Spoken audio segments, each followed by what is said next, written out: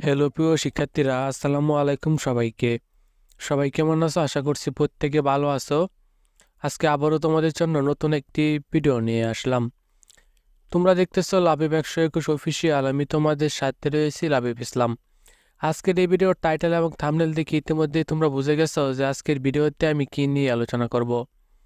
SSC পরীক্ষা 2024 result প্রকাশের আগে দুটি সুখবর জানালো শিক্ষা বোর্ড থেকে। আজকের ভিডিওটি কে মিস করবে না, সবাই সম্পূর্ণ দেখো, তাহলে আশা করছি তোমরা অনেক কিছু জানতে পারবে। ভিডিওটা শুরু করব তার আগে তোমাদের কাছে রিকোয়েস্ট, তোমরা যারা এই চ্যানেলটাতে একদম নতুন রয়েছে, চ্যানেলটাকে সাবস্ক্রাইব করোনি, তারা এখনই চ্যানেলটাকে সাবস্ক্রাইব করে নোটিফিকেশন হলে ক্লিক করে দাও। আর যারা আগে থেকেই চ্যানেলটাকে সাবস্ক্রাইব করে রাখছো তাদেরকে অনেক অনেক ধন্যবাদ। তো চলো আজকের ভিডিওর মূল আলোচনায় যাওয়া যাক। এসএসসি পরীক্ষা 2024 ইতিমধ্যে তোমাদের রেজাল্ট প্রস্তুতের সকল কাজ সম্পূর্ণ হয়েছে। অর্থাৎ 12 তারিখ তোমাদের রেজাল্টটা দিয়ে দিবে, আর মাত্র একটা দিন তোমাদের হাতে সময় রয়েছে। কালকের দিন পরেই কিন্তু দেখবে যে রেজাল্টটা প্রকাশ করে দিয়েছে। সেক্ষেত্রে তোমাদের জন্য কিন্তু দুটি সুখবর রয়েছে। তোমরা মোট 11টি শিক্ষা বোর্ডের অধীনে 20,70,000 পরীক্ষার্থী এসেছে পরীক্ষায় অংশগ্রহণ করেছে। পরীক্ষার বিষয় ছিল 13টি।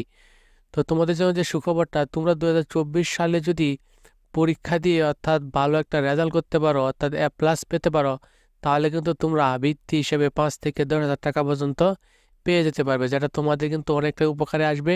কারণ রেজাল্টের পর কিন্তু কলেজে ভর্তি হতে হয়, যেখানে কিন্তু অনেক টাকার ব্যাপার।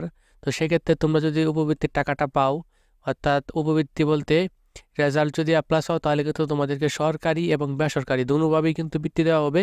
তোমরা বৃত্তি হিসেবে কিন্তু 5 থেকে 10,000 টাকা পর্যন্ত পেয়ে যেতে পারো। এই সুযোগটা কেউ মিস করবে না। A+ পেলে অবশ্যই তোমরা বৃত্তিটা পেয়ে যাবে। সে বিষয়ে খোঁজ নিয়ে বৃত্তিটা খুব তাড়াতাড়ি পেয়ে যাবে। আর যারা পাস করতে পারবা তাদেরকে কিন্তু সাধারণ বৃত্তি দেওয়া হবে। সাধারণ বৃত্তির জন্য তোমাদেরকে আবেদন করতে হবে, অনলাইনে কম্পিউটারের দোকান থেকে আবেদন করতে হবে। আবেদন করলে তোমরা কিন্তু যদি পেতেও পারো। সাধারণ বৃত্তিটা সবাই পায় না। আর যেটা মেধাবৃত্তি অর্থাৎ A+ যারা পাবে তাদেরকে কিন্তু বৃত্তি দেওয়া হবে। আর বিশেষ করে এসএসসি 2024 শিক্ষকরা যে কথা বলেছে 2 নম্বরে তোমাদের জন্য যে সুখবরটা, সেটা হলো যে শিক্ষকরা বলছে এবং বোর্ডের লোকেরা বলতেছে যে 2022 এবং 2023 এর তুলনায় 2024 সালে পরীক্ষার্থীদের সংখ্যা 30,000-এর উপরে কিন্তু বেশি। কারণ পরীক্ষার্থীদের সংখ্যা 20,70,000, আর 2023 সালে ছিল সম্ভবত 20,40,000 সম্ভবত ছিল। তো বুঝতে পারতেছো প্রায় 30,000-এর মতো কিন্তু শিক্ষার্থী 2024 সালে বেশি। সেক্ষেত্রে কিন্তু A+-এর সংখ্যাটা বাড়বে এবং পাশের সংখ্যাটা অনেকটা বাড়বে, এবং শিক্ষকরা কিন্তু খাতার মধ্যে মোটামুটি লেখা যাদের ছিল তাদেরকে সবাইকে কিন্তু পাস দিয়েছে। আর নৈবিত্তিকটা নিয়ে একটু ঝামেলা, কারণ নৈবিত্তিক কম্পিউটারের সাহায্যে দেখা হয়েছে। নৈবিত্তিক নিয়ে আমরা এখনো কোনো তথ্য পাইনি যে নৈবিত্তিকে ফেল কীরকম করেছে।